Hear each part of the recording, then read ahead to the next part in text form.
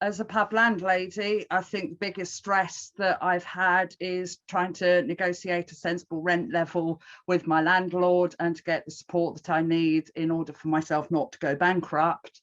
And the support that I'm going to need ongoing while we're waiting for trade to get back to pre-pandemic levels. And yeah, that has been a massive effect on me, to the point where I am close to giving up and moving out when my tenancy comes to an end in April next year. So, you know, that is a massive issue, which means that a lot of us have had to make business negotiations under the threat of losing our homes in the middle of a pandemic. And while we see upward only rent reviews and, you know, continuing of the Tide model, it's an issue that's going to stick with us for months to come. On my staff, I'm pleased to say that all of them were on furlough throughout the whole thing. Anyone that wants to stay on furlough is still on furlough, which I think it's quite cruel of people to list furlough as a support measure for business. It's a business cost. It's cost me thousands of pounds in order to do that. And I'm seeing problems of staff who have got another job during furlough period, turning up, claiming some holiday pay, and then going off to their other job.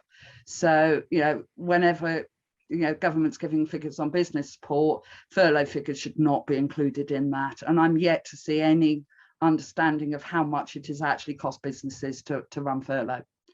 On my regulars, I'm yet to see some of them come back again. I have an older clientele of regulars, and some of them have I've not seen them because I think they're too scared to come back into a pub. I've had several regulars who have been bereaved during, you know, particularly the last lockdown period, and that's been one of the hardest things that I've had to cope with. Yeah, I should have been open for them, they should have been in with friends, but actually I've got, you know, I know of several older men that have been sat in a flat by themselves, which, you know, is something that we'll continue to monitor and help those people out. Thank you for that, Liz. If I can go to Karen next. Oh, you're on mute, Karen. Unmute. Hello. So I concur with everything that Liz has just said.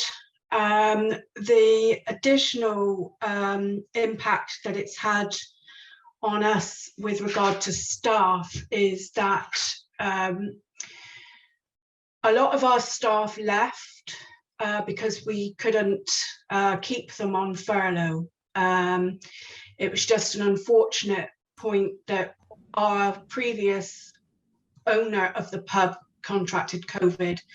And so we took over the business quite new in October, which meant that our payroll was 3 days after the 30th of October deadline, which meant that nobody could be furloughed. So we lost everybody that was coming across on the transfer. The cost now to us is that we've got brand new staff. So we've had additional training costs. We've had the additional costs of only being allowed to trade outside, which actually cost us over £10,000 because we didn't have an extra trading area outside undercover. That hasn't been thought about, that hasn't been compensated for. We have got now business rates coming knocking on our door this month because we haven't heard of it's being talked about being delayed until 2022, but we haven't had verification of that. With regard to our rent, we had 2 free months from our landlord, which was January and February.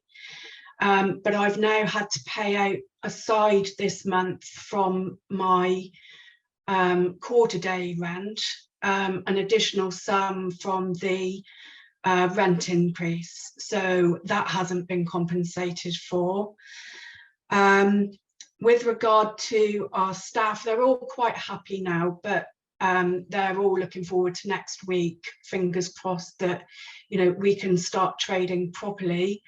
But the impact on them is that I've had to employ 50% more because of table service, and that hasn't been thought about either. So the additional cost to us as a new business has been extramental. It's just gone through the roof. We've got a BBL that we know we're not going to be able to pay when it starts in December.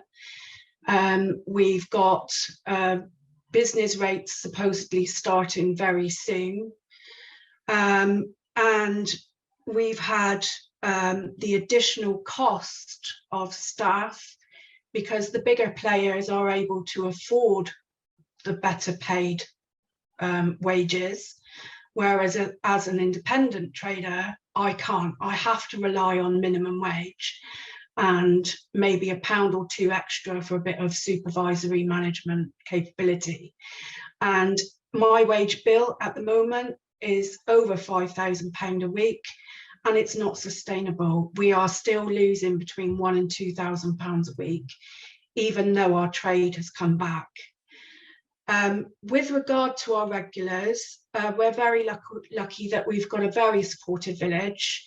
But like Liz, we haven't seen our older population come back yet. Thank you for that, Karen. And Alice, if she's on the call. Hello. So I run a pub and bookshop in Falmouth. Can you hear me okay? Yeah. Yes. So I've written a few notes. It's a bit easier for me to read it this way. So we closed in last March, and apart from a couple of short-lived openings, we were pretty much closed the whole way through to May this year, because in the summer we just felt like, as a holiday town, we didn't want to contribute in any way to the second wave or the third wave. And we've got very little outdoor space, as some of the others have said. So trading under restrictions was pretty much unviable anyway. And we just feel that we've fallen through the gaps in support in so many ways. Financially, the closures have impacted us massively. Our turnover for the period March 2020, beginning of COVID, to May 2021, reduced from 480,000 to 38,000. And it meant a loss to our business of our entire 10 years of savings, almost £100,000, despite the grants given by Cornwall Council. Our overheads throughout the period were over £5,000 a month, even when shut, because we're tied into mortgage repayments, insurance, bills, licenses, contracts, as well as staff top-ups, pensions, national insurance. And of course, like many businesses, the precise wording of our insurance meant that we weren't covered for any losses as well. We took on the full bounce back loan, and we'll start repaying that from October somehow. Plus also the failure to implement a director's income support scheme, despite some cross-party support, saw my own income fall by 60% to under £10,000 a year, which was far less than any of my staff earned through furlough. And trying to support my family and 2 small children on the small amount of furlough I was eligible for was and continues to be really, really hard. As for the future, it looks pretty stressful. We've already had to close the pub again since reopening because of staff having COVID. 3 of our staff have been infected so far, and most of our bar staff are under 30. So sadly, we expect more of them to catch it over the coming months. And as there's absolutely no support for businesses that are forced to close now, we're extremely anxious about relaxing of restrictions on Monday. Falmouth already has a really high rate of COVID due to a combination of hosting G7, the student population, the holidaymakers, and of course the rate's only going to get higher. So trying to keep staff and customers safe while trying to claw back some revenue is basically going to be the story of the next few months or next few years even. So we will carry on being cautious because as Karen said, and Liz said, we've got older customers and we feel protective of them. So we'll continue insisting on masks, social distancing, we won't cram people in. But obviously this comes with further reduced income and possibly hostility as well. We're yet to face that. We'll find out next week. So yeah, it really feels like we've been like small independent traditional wet-led pubs have been quite neglected by the government. We weren't helped out by VAT reductions. We weren't helped out by eat-out schemes or restrictions on indoor drinking. Our rateable values are often lower, meaning that the grants were minimum. And when it comes to recovery, we don't have the buying power of the large chain pubs. We often pay higher wages and we buy more expensive beer from smaller craft breweries who are also obviously struggling after months of hardship. So yeah, that's our experience at our pub so far. Thank you for that, Alice. And I don't know what to say about some of the things that you've outlined there. I mean, you know, unfortunately, I don't think that your experience is unique given the volume of contributions that we've had to this inquiry, with over 15,000 responses that have really outlined just the really desperate position that a lot of people have been left in. Before I open it up to questions from others around the pandemic, do you think that decision makers in government understand the realities of what running a pub entails? Seeing a lot of head shaking here. Alice, if I can start with you, if there's anything you want to say beyond a head shake. I think what one of the others said about using furlough as the kind of sort of, I suppose, the major thing that made it into the media, that showed that supposedly the government was supporting pubs, again, was really difficult for us because it was really important to put people on furlough. But again, we've lost, I furloughed all my staff throughout the entire period up to May. And of the 7 staff that I furloughed, only 1 has stayed on at the end because they found other work and people's lives have moved on. And I think just the sense of loyalty has kind of slightly dissipated maybe over the months. So I think staffing wise, they really don't understand. I think giving grants just based on rateable value was really flawed as well, because a pub like mine, although we're up an alleyway, so our rateable value is really low. We're a grade 2 listed building. We're extremely expensive to run, and you can't just stop contracts. You can't. I mean, we thankfully have a mortgage rather than paying rent, but we couldn't get a mortgage holiday. And even if we had, it only would have been added on to the end of our term anyway. So as a business, we've received, I think, really, it feels like we've received the bare minimum. I'm sure a lot of people feel the same way. And going forward from now, the idea that we're supposed to choose our own restrictions and keep restrictions in place whilst getting no financial support, it just doesn't make any sense, because we rely, like many places, on Friday nights, Saturday nights, drawing in big crowds, and that's when the revenue comes in. And we can't do that. We shouldn't do that, because all that will happen is that we'll get more COVID cases in the pub. We'll have to close again with no support. So yeah, massive lack of understanding. Thank you for that. And I think the point that you raised earlier around the age profile of your staff is something which is, you know, a very common experience across the sector. Karen, is there anything that you'd like to add there before I open things up to the floor? I just concur with everything Alice said, that the age profile of our staff, majority are under 30. We're fortunate, I suppose, that we haven't had any staff go down, so we have been able to remain open. The other point is that, again, like Alice said, you know, whilst we were closed, we were still being charged 14,000 a month just to stay to stay closed with the contracts we had in place. And even though that we're back open and running to a nearly full day, well, we're still closed Mondays and Tuesdays, we're still losing between £1,000 and £2,000 a week. And we're, you know, our equipment is going US, so everything now is going to have to go on credit cards because we have to be open now. We can't not open now, but we're still not getting any assistance for anything that we have to replace or renew because it hasn't been used for 12 months, 18 months to its full capacity, and everything's breaking down. So, you know, to be able to open, there are still places where government are not listening to how a pub is run, and I just hope that this will help. Thank you for that. And Liz, I can see that you had something you wanted to add there as well. Yeah, so lots of points are raised there.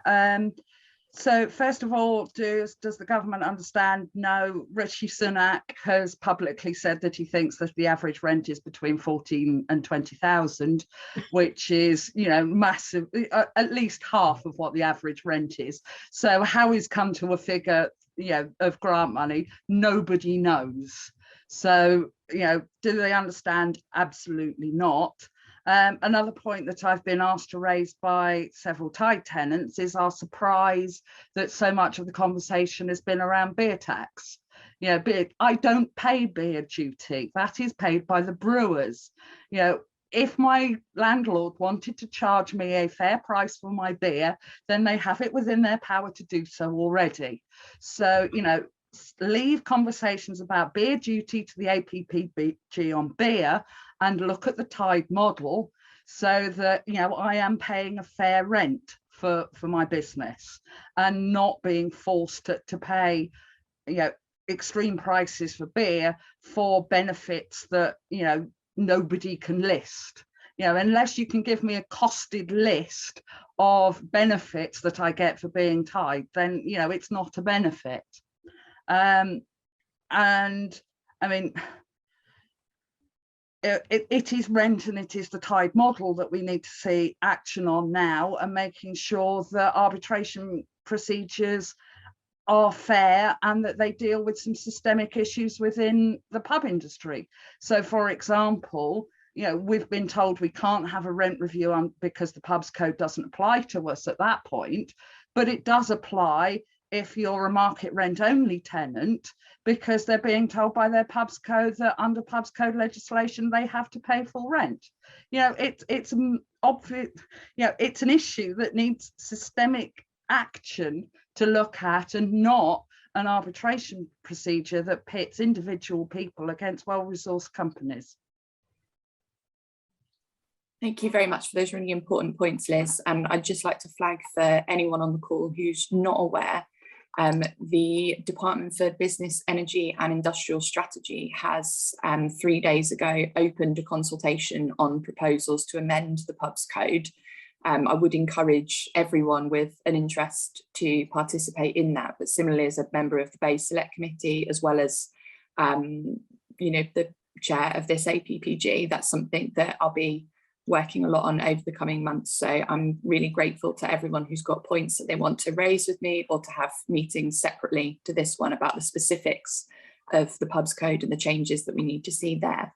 I understand that Helen is now on the call, so I'm going to give her the option to add anything that she'd like to at this point. And then if people could indicate either in the chat or raise their hands on the screen, not actually raising your hand physically, I'll try to bring in as many people as possible before we move on to the next section of some of the wider issues. So if questions could be focused around the experience of the sector in the pandemic at first, just to kind of keep things on topic and moving, that would be fantastic. Helen. Hi, thanks for inviting me. I run a Tide pub. The brewery, listening to some of your stories, we've actually been fairly lucky in comparison to a lot. The brewery were very supportive and gave us a rent holiday through the first pandemic, and have gradually increased our rent up to now, but we're now facing full rent. And as soon as we opened, the bank account started decreasing. We're much lower capacity, partly from what other people have said. Some of our older ones have just not felt safe enough to come back, and partly because of the social distancing, and we've lost obviously quite a lot of seats and things. Historically, on a Friday night, we might have had 40 or 50 people in. Our maximum capacity on a New Year, to give you an idea of the size of us, is about 100 comfortably. So if you've got 40 odd on a Friday night, you can manage that on the bar on your own. On the final night before we went into the second lockdown, I had 22 people in the pub, and I had to pay someone to come and help me with all the signing in and making sure that people do what they're supposed to do, and the table service. You can't do it on your own. So I've got half the customers I normally have and twice the staffing cost. We put screens up and we had people come to the bar, and it worked really well, but then table service was imposed. If I have to continue with table service and I need staff, I'm going to recruit the cheapest ones, which are 16-year-olds, to run stuff to the tables, and they're the ones that haven't been vaccinated. so they're actually higher risk. So we're now operating in a way that is much higher risk than what we were doing originally. We paid to put screens up, yet we're all standing the same side of it. And my arms aren't 1.5 meters long. So if I serve between 2 people at a table, I'm literally centimetres away, not 1 metre away. An additional thing, I don't know whether it was raised earlier, so apologies, I couldn't get in to the beginning of the meeting. We've got a really big garden, which is a godsend, but also a bit of a curse, because when the weather's nice and everybody sits outside, I have to have 2 people on duty, because if I've got 1 person in the garden taking orders and serving, there's nobody in the pub to look after the bar. If somebody comes in and steals my till, I'm sure I'm probably not insured for it. So we're also a real ale pub because we're tied to a brewery. So you've got the additional problems with real ale. I have to have a certain amount of barrels in the cellar because you've got to condition them beforehand. So if I get told I've got to close in 2 days' time, I haven't just got the 1 barrel that's on, I've possibly got 3 or 4 barrels that are conditioning that are ready to go that I then can't do anything with. I did have our local MP, Nuskani, came to visit a couple of weeks ago, so I could actually demonstrate what we did originally and why table service is such a drain on our resources. And that's my biggest problem. And to be honest, I don't mind keeping some of the restrictions. I'd prefer to keep them if it means that we don't have to keep opening and shutting, rather than get rid of them and then we'll find in 2 months' time, when the weather turns and the kids go back to school, oh no, it's a big disaster, and we'll impose restrictions on you again with a day's notice or a week's notice. That is more tricky than just trying to operate long term in a more sensible way with some sort of support. That's kind of it, really, I think. Thank you for that, Helen. I'm going to now open it up for anyone that wants to ask our panelists around sort of their experiences during the pandemic and concerns about reopening. I know some of these things have been touched on already, but just in case anyone wants any points of clarification around that. I can see there's someone in the chat here, iPad 7, who says, do tenants feel that if the pubs code were working as Parliament intended, with a simple and cost-effective market rent only option available to tenants, that the regulated pub companies would have behaved better during the pandemic? I think that Liz, as your pub is a Green King pub, maybe if you want to start. Well, I mean, our pubs code rights were was suspended at the beginning of the pandemic. So, what pub code rights have we had? We certainly haven't had a right to a rent review because we were told that the pandemic was a national event, not a local trigger event. So, the intention of the pubs code was that we should be no worse off under a tie, and that we should get fair and lawful dealings with our pub companies. And I think that anybody that understands the workings of the pub code would say that no, those 2 principles have not been upheld. So I think what's worrying is that those conversations that affect thousands of small operators and community operators aren't getting the light of day and aren't being understood, so that we are seeing issues like market rent only tenants being charged full rent throughout the entire pandemic, and now we're coming to arbitration procedures. Some of them are being told, oh well, why don't you take the tie back again? Why is there such a push to get these MRO tenants to take the tie back again if the pubs code was actually doing what it intended? So no, it's okay. It's not working at all, and obviously we will be writing lots of things to the your inquiry on the pubs code and changes to the pubs code, but I suspect that there are other people that I can see in this meeting who would like other issues raised within that consultation. So Thank you for that. Helen, have you got anything you'd like to add in that question? Just as it was, do tenants feel that if the pubs code were working as Parliament intended, with a simple and cost-effective market rent only option available to tenants, that the regulated pub companies would have behaved better during the pandemic? I think that's quite tricky for me to answer, because the brewery that I'm tied to is Harvey's. It's very small. It only owns about 50 pubs, so, and it's family run. So I think they've got a less commercial mindset. They took a longer view. If they had tried to charge us full rent through the pandemic, I think they would have expected quite a few tenants to just leave, and they would have been left at the end of the pandemic with a lot of empty pubs and no outlets for their beer. So they have been particularly supportive of us. But I do think that's quite unusual compared to some of the other stories I've heard in the press. And I'm in the Facebook group, the Pub Owners Group. There's a lot of others that are struggling a lot more. So I guess I don't think we really, the market rent only option really applies to us, because they're obviously very keen to keep us tied, because that's the whole point of them owning the pubs in the first place. They've got a few managed ones, but mostly they are rented to tenants. And they've sort of tried to support us to keep us there. Obviously, the beer we buy is more expensive, but actually the rent we pay is reflected in that, and they don't charge us as much rent as some of the competitors, because they know we can't make as much money from our sales. Thank you for that. I can see Paul Crossman has his hand up. If I could bring you in to ask your question, please, Paul.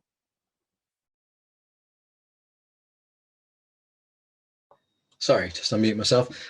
It's not so much a question, Charlotte. May I just add to that conversation? I'm here kind of in a dual capacity as a pub tenant myself, and also a freehold pub owner, an operator, but also as chair of the campaign for pubs. I am a free of tie tenant with one of the regulated pub companies, and I have been charged full rent all the way through by the lovely Heineken in Star Pubs and Bars, and they've done the same thing across the entire estate. And there has been absolutely no success in getting any kind of negotiation from them whatsoever. And I know there hasn't for other people as well.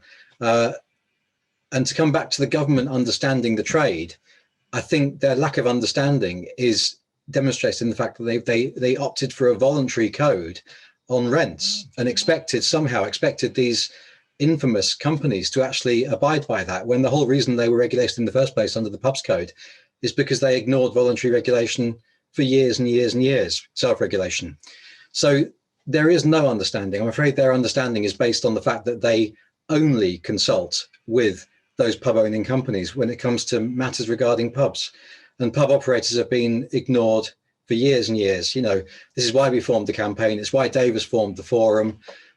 We've had to take these measures in the end to actually get some tenant representation, and we still can't get a seat at the table, because when we warned the government about producing a voluntary code on rents, we were just completely ignored, and they went ahead with it anyway. And now they're having to take potentially remedial statutory action, which has left us all in limbo, because we've got huge arrears to address with our pub companies, and we're all now waiting to see what the government may or may not come up with, when the whole problem was completely obvious from the start that there was going to be a massive problem with rents. And the outcome for this, of course, is that the owners of the pubs, the ownership will revert to those companies. It's the small businesses that are going to go out of business. And these are the businesses that engage with their communities, that understand how to run pubs. The risk of a corporate land grab on the back of this pandemic it's already started, and it could be absolutely just catastrophic to pub culture in the country. Thank you for that, Paul. I can see Jed Meers has his hand up as well. If I could bring Jed in next for a question or comment. Thank you very much. It leads on very nicely from Paul's comment, because I was going to ask about negotiations on rent arrears. I think that's going to be particularly acute when we look ahead to the end of the moratorium next year. And I understand there's already been instances of, for instance, people using CCJs and other types of mechanisms to try and force people into negotiation on payment of rent arrears. I understand Alice is mortgaged from what you're saying, and Helen's touched a little bit on rent negotiations, but I'd be interested on how other tenants have found it in trying to negotiate with rental arrears or rent deductions with their landlords, because I think that would be really useful evidence for the APPG thinking ahead to ongoing consultations on what any form of arbitration to enforce that voluntary code that Paul was talking about might look like, as they consider options on what to do before the moratorium ends. Thank you for that, Jed. So who'd like to come in there first from our licensee panelists? Liz? I'm yet to come to an agreement with my landlord about significant rent debts that we built up during first lockdown. The only reason that I have managed to get onto some sort of rent that is manageable for me to pay since the beginning of May is because I was willing to walk away and I handed my notice in. So it's that stress, that hard negotiation that I've had to do to make sure that I haven't had to leave here. So I think it's entirely unfair of an arbitration procedure that relies on individual tenants such as myself to negotiate those rents for themselves. Whenever we're in negotiations, the advice and independent advice of people who are not funded by the pub companies is absolutely key into making sure that people understand their rights. I think that there will be a poor understanding of what people's rights are to negotiate rent payments going forward, which is why I think we've seen a lot of people enter into agreements already. So we need to see that collective action and a collective independent voice for tenants within that process. Otherwise you will see tenants that are just frightened into accepting any offer from their pub company. And I was actually listening to the Base Committee 2 days ago where you were talking about the arbitration process. One of your panelists there suggested that arbitration processes should be made deliberately difficult so that it is something that is of last resort. I mean, and that is just completely and utterly unacceptable that, small business owners such as myself should be made to go through a deliberately difficult process when, we're facing bankruptcy and homelessness. Where is the collective voice for the pub tenant? Thank you for that, Liz. Helen, Karen or Alice, have you got anything you'd like to add there in answer to Jed's question? Whoever wants to jump in can. Karen? Yeah, I'll go. I'm just like, I don't understand all of the tie bit because we're on lease assignment. However, the rents that we are now paying, they are only upward rents, so we've got no chance of going down or staying the same. We don't have a voice in that. They just go on our turnover, but with the costs that we're having to bear at the moment being impossible, the supply and demand of goods, the supply and demand of staff we're having to pay through the roof for it. So even though we are trying to get our rent together for July, we're still going to be £5,000 short, which has got to go on a credit card. So that with it only being upward rent, if we can't build that buffer, sooner or later we are not going to be able to pay at all because all our credit's going to have gone. We can't build a buffer, and we need some assistance.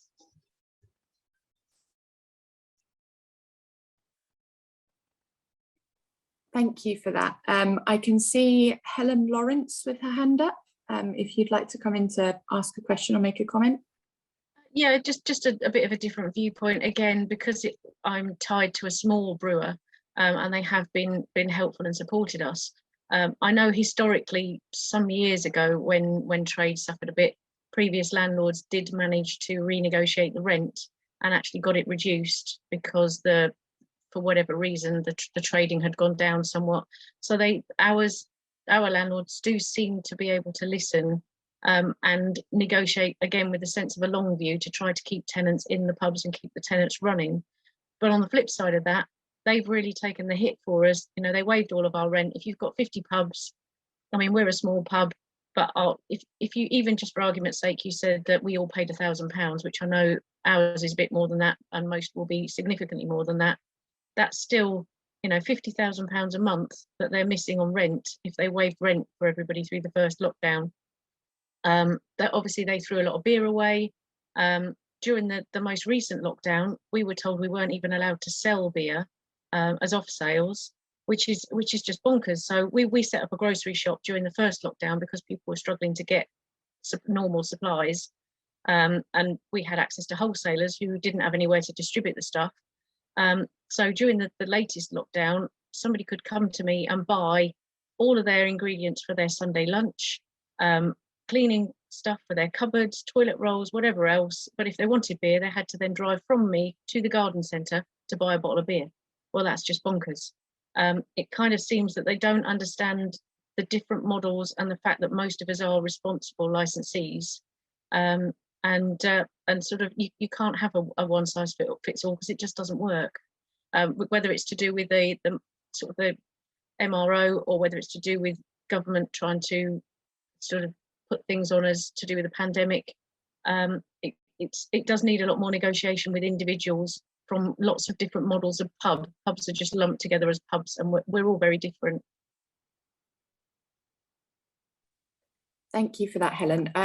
Dave Mountford, I saw that you had your hand up as well. Were you looking to ask a question? You're on mute. Yeah, thank you, Charlotte. Two observations, not questions, but observations really, for information for people. Dave Mountford, the Forum of British Pubs. Firstly, you mentioned the consultation on the Pubs Code. We have been, myself and Ian Cass from the Forum of Private Business, have been consulting with government directly on this subject for the last 3.5 years. And the two civil servants that we have been dealing with were the civil servants that were going to undertake the review of the Pubs Code and the consultation. All of the evidence that we have provided to those civil servants, which has been extensive, vast, quite shocking, has pretty much been ignored. And the consultation that is being put forward to tenants is a complete and utter waste of time. It is the equivalent of rearranging the deck chairs on the Titanic and will make no impact at all on the effectiveness of the Pubs Code. And I'm afraid you can just take that to the bank, and the evidence can be provided. The other observation I would just like to share with you, and I think Liz would probably back me up on this, she may have seen it, but I have undertaken 45 MROs in the last 4 years, 22 of which have been done in the last 12 months. Of those 22, 15 were triggered by a rent assessment. So in the last 12 months during the pandemic, 15 times there has been a rent assessment by every single one of the 6 regulated pub companies. And on every single occasion, the rent went up. On some occasions by £15,000 or £20,000. Okay. So in a time of crisis, when a pub is shut, they have voluntarily increased the rent by sometimes a factor of over 20%. And that is just a simple fact.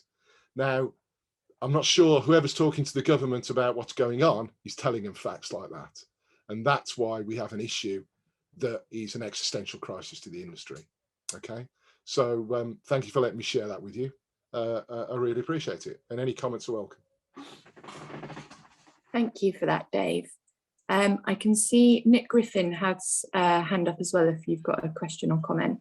It's just to back up what Dave has just been saying, really.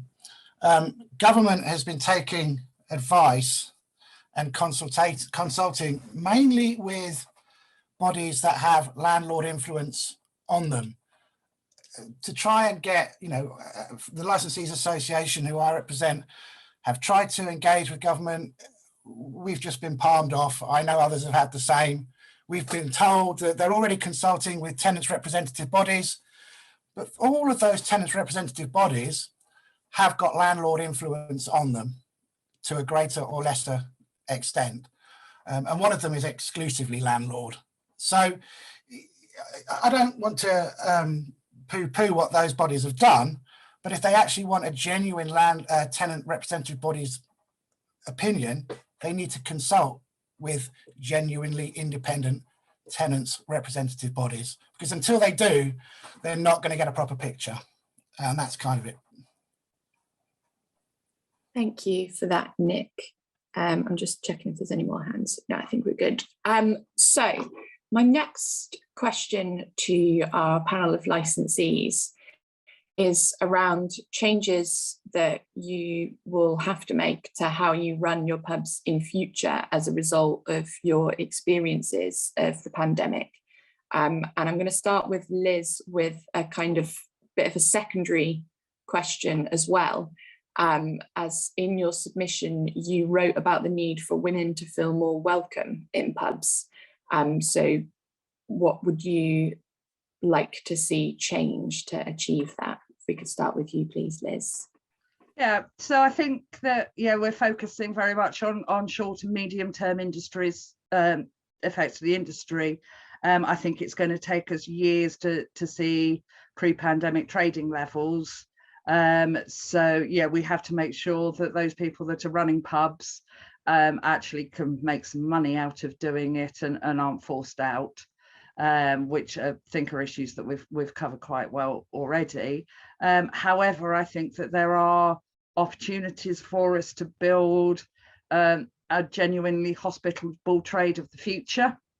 I mean, the pub that I run, it's not a brilliant pub to look at. It's a small off-town centre pub with a tiny garden. However, I am regularly rated as one of the top 5 pubs in Buckinghamshire. Now, the reason why I have managed to do that is because I have effective zero tolerance, not just policies, but culture around sexual assault and racist comments. And, you know, I can see the business benefit from doing that, as well as the moral and ethical benefit of making sure that those issues are covered. I think we're very quick to write articles that outline, you know, how important pubs are to communities, to tackle loneliness and issues like that. But we also have to recognise that we have historic issues around women not feeling welcome, Black and minority ethnic people not feeling welcome, and disabled people physically not being able to get into our venues. And, you know, if we are to have a long-term future, then those issues are things that we need to address, and we need to address them quickly. You know, I have been sexually assaulted while at work, and couldn't get a policeman to turn up to deal with the problem, and the perpetrators of those sexual assault, because it's happened on more than one occasion, have got away scot-free. And I've also received death threats for barring racists from my pub. Fortunately, I'm made of stern stuff, and, you know, have managed to now build a pub that has a reputation for being a place where women feel welcome. Women will come in and drink by themselves, which, you know, it can be unusual. And I also know that, you know, Black and ethnic and minority people know that they are safe to come into my pub and are welcome there. And, you know, it is these issues that we really need to see, you know, a real effort by the industry to identify where those are problems, work with, you know, not just staff and unions, but people like me who are running those businesses, to work out, you know, how do you create that culture where these things are just not acceptable? Because that's the position I've got to now. My customers know that that behaviour is not acceptable, and they will be asked to leave. I think that, you know, previous attempts to do this, so I'm thinking particularly of the Ask for Angela campaign, have been actually unhelpful. Because if you think about the Ask for Angela campaign, where a woman who's in a licensed premise who feels threatened has to secretly go to the bar, have a secret password so that they can have their night cut short when a taxi is called for them, you know, that's completely the wrong approach, isn't it? You know, a woman who should not feel ashamed because she's being sexually threatened, she should be able to loudly call out that behaviour, and the perpetrator to be forced out of the pub and have their night cut short. And, you know, having, you know, real policies in place which recognise that, with support from licensing authorities, police, pub watch, you know, all sorts of things that, you know, have been historically underfunded. I think it's time that we really brought the industry together to stamp these practices out, so that we have got a long-term future and we're not looking at pubs in terminal decline. Thank you for that, Liz. And I really agree with what you've said around, you know, making sure that the onus on making pubs safe and welcoming spaces for everyone in the community to be able to enjoy is very much focused on the behaviour of perpetrators and making sure that they're the ones that are, as you said, having their nights cut short, not being able to attend those sorts of premises in the future. I think that's a really, really important point. Karen, if I could bring you in there, please. Can you remind me of the question, because I got fully engrossed in what Liz was saying right. I think we all did, to be honest. So the question was around changes that you will have to make to how you run your pub in the future as a result of your experience of the pandemic. And obviously I asked specifically around some of the stuff that was in Liz's submission, but perhaps if you want to come in a bit more widely about, you know, something that if there was one thing that the government could do that would help make sure that your pub thrived in the future. Okay, so having to operate with, like I said before, the table service, it's honed us in to becoming more electronically aware. So we're now researching better digital technology so that we can stop losing bits of paper, stop losing ordering. The one thing that we need down here in South Devon is decent Wi-Fi. We cannot operate without it in these days and ages. We would have been able to put in, we did takeaway, but we couldn't offer a delivery service because we didn't have a proper vehicle, but we didn't have the vehicle to take those orders digitally like the bigger players. You know, we can't sign on for Just Eat, we can't sign on for delivery because we're 20 minutes from the nearest town, and we would have had to do it ourselves, but we were operating ourselves to keep our costs down. We have now put in new Wi-Fi, but we still can't get it out into the garden without spending any more money. So, you know, I know that there's a grant that's just been made available for us in South Devon, and we have to choose a provider, and we chose BT, and they're not interested. They don't know anything about it. So, as has been said before, it's the joining up, it's carrying on that conversation so that everybody's aware of what people need and where they need it, and just putting an offer out very broadly. Again, they're not talking to individual businesses. There are 3 of us in our parish, and we all have the same problems, and we're all relying on pen and paper. Look at us now, you know, we're having a perfectly digital meeting, but I can't operate like this in my pub because I don't have the coverage. So working towards the future, the one thing that we would need is digitalisation in the South West. Thank you for that, Karen. That's a really interesting perspective, because it's, I have to say, not something that I would have thought would be the answer if I was going to guess what you were going to say there. So if I could bring Helen in, if you've got anything that you'd like to add there around changes that you'll be having to make in terms of how you run your pub in the future due to your experience of the pandemic, and what you'd like to see from the government to help you in the future. Well, a few points. Our sort of immediate reaction, obviously, with the reduction or getting rid of the restrictions, is that we're going to keep some of them. We're a fairly small pub, and the guidance suggests that people are responsible for themselves. So it's quite feasible that, especially the sort of the age of the people that come into our pub, that a lot of them are older, that some of them will not feel comfortable in big crowds of people, or not want to get very close to people. So I'm not going to put bar stools back, and I'm not going to take the screens down that we put up at the bars, and I'm going to encourage people to not hang around at the bars. Because if you came in with a friend and you said to me, I still want to social distance from people. I don't want to get too near people. And I found you a table that was a little bit further away from other tables, so you didn't have to be near people. That defeats the object if you then can't get to the bar to buy a drink because they're all stood there chatting. That will obviously still reduce my capacity a little bit. But I think that's a sensible approach, and I don't see any point in taking the screens down, because it's quite possible we might have some sort of restrictions again in the winter when they're already talking about other respiratory diseases impacting as well. From a technology point of view, again, because we've got older people, we've still got a lot of people that pay cash.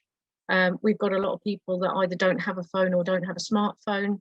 So I looked at some of the sort of subscription services for dealing with table service digitally. I wasn't aware at the time that you could have one where you could order from the table, but you could also send waitresses out to take orders to send them in that way. But they're all kind of with a year-long subscription.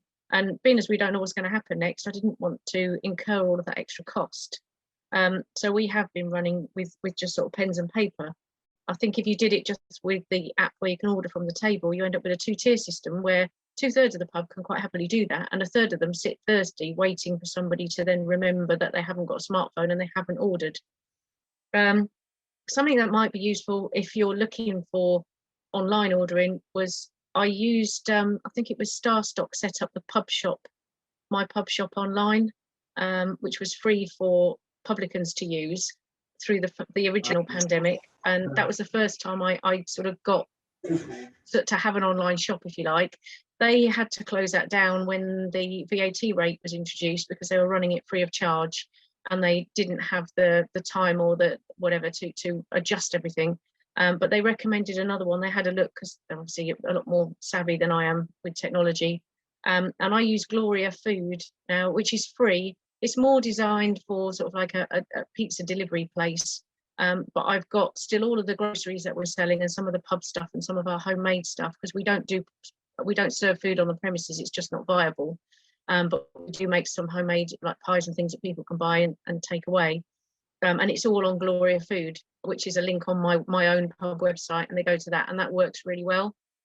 So if you're looking for something like that, you can try, and it doesn't cost any money because, you know, let's face it, we don't want to be spending money that we haven't got. That's worth a look. Thank you for that. And finally, before I move on to our second panel, Alice, have you got any further comments that you'd like to make, or any points that you'd like to finish off with? So, well, we've made a lot of changes already. We put in the cheapest system we could in terms of table service, which is just a flashing light on each table that they press if they need service, which cost £7 a table. We just couldn't afford anything more fancy than that. And people seem to quite like the system. So we'll stick with table service for the time being. And obviously, as other people have said, it means almost twice the staff numbers that we need to operate the pub. But my big concern is staff getting COVID, and there's 12 of us working at the pub. This statistically, the chances of one staff getting quite badly disabled by long COVID is for at least one person, and so I feel like it's our responsibility to try to avoid that as much as we can. So yeah, we'll have to continue doing mask wearing and table service, and that obviously. What I'm concerned about next week is the kind of the divisiveness of keeping those measures in place. We already have, as I'm sure other people have experienced, bunches of quite often lads coming in refusing to wear masks, and it's frightening for staff, and it can be quite hostile. So I think some better messaging from government where pubs are basically rewarded for caution and for safety during this next wave of the pandemic would be really helpful, instead of just giving pubs completely free rein to do whatever they want. At least by saying either financially or even just morally congratulating pubs for trying to be careful, I think would be really helpful. I think, yeah, and in terms of other changes, I guess we could look at doing perhaps more events that are seated to try and bring in a bit of extra revenue until it's safe enough to have the busy nights again. But again, we'd have to buy equipment for that, so that's an extra cost. I think one thing I'd like the government to particularly look at is the bounce back loans, and whether for pubs that have been really hard hit by this, whether they can consider converting those to grants, as you know, as they probably have done in lots of other sectors, because a loan is not a gift, it's just a burden really, and it's intimidating for everybody who has to start paying that back in the next few months. Thank you so much for that, Alice. And I think you've made a number of really important contributions today, as have all our panelists, and I'm really grateful for everyone's remarks that they've made. I think certainly as someone who's 30 myself, the number of friends that I have who are self-isolating, pinged, or currently have COVID, as obviously, as has been mentioned, you know, the lower age profile means much less likely to be double vaccinated, is really quite frightening. And I think if there's not a concerted effort in sectors including, you know, pubs, hospitality and catering more widely, where the age profile of the workforce does tend to be lower, you know, obviously these aren't jobs that you can do from home, and there will be a business impact there. Clearly, if there are still risks, there needs to still be mitigation against those risks, and there still needs to be financial support to manage those risks. So I think those points have been made brilliantly today by the licensees on our first panel, and I'd like to thank everyone not only for their initial submissions, but for allowing us to take a little bit of a deeper dive into your experiences during this session. I'm now going to move us on to our second panel, which is going to focus on industry-wide issues. So just for those who have joined us in between the start of the first panel and the start of the second, just a reminder of our panelists. So we have Georgina Edwards from the Plunkett Foundation, Dr. Thomas Thurnell-Read, who's the Senior Lecturer in Sociology and Programme Director for Social and Policy Studies at Loughborough University. His work focuses on the social benefits of pubs and their impact on loneliness and social isolation. Dr. Jed Meers, who is lecturer at York Law School and lead researcher on the UK Pubs Observatory Project, which project tracks live data on pub business rates and is collecting qualitative data on licensees' experiences with the market rent-only process and legal analysis of the Pubs Code. And finally, Stephen Alton, the Chief Executive of the British Institute of Innkeeping. So thank you very much to our panelists for joining us. And as in the first panel, if anyone would like to ask any questions or make any contributions, if you could raise your hand or ask a question using the chat function, and I will try and bring as many people in as possible in the time that is allowed. To kick us off, I'm going to ask a, again, fairly open question around how the forced closure of pubs has impacted on communities, and whether there has been any differences that you've observed in how tenants of pubs companies have been treated in terms of support and rent concessions versus tenants who rent pubs from commercial landlords. So if I could start with Georgina, if that's okay. Sure. Just for everyone's benefit, I'd just like to say a bit about the Plunkett Foundation to explain for those of you who aren't aware of us already. We're a UK-wide charity and we support community-owned businesses. So that's a business that's run and owned by the community, run for community benefit. And an example of such a business model is a community pub. So it's a pub that is owned by the community, it's been purchased by the community, and it operates for community benefit. So it's not itself a charity, but it's running for community benefit. In terms of the impact of forced closure on community pubs, I can't speak in terms of pub codes and so on, but just reflecting on some of the earlier observations that have already been made by the licensees, we know that for the community-owned pubs who lease the pub to a tenant, they often offered their tenant a rent holiday. So they were able to take that approach. I think Helen mentioned this earlier, because they have a longer term view of the business. as a community-owned pub, they're much more interested in seeing it preserved for the community, the survival of the business as a community asset, rather than forcing the tenants out of business by continuing to charge rent.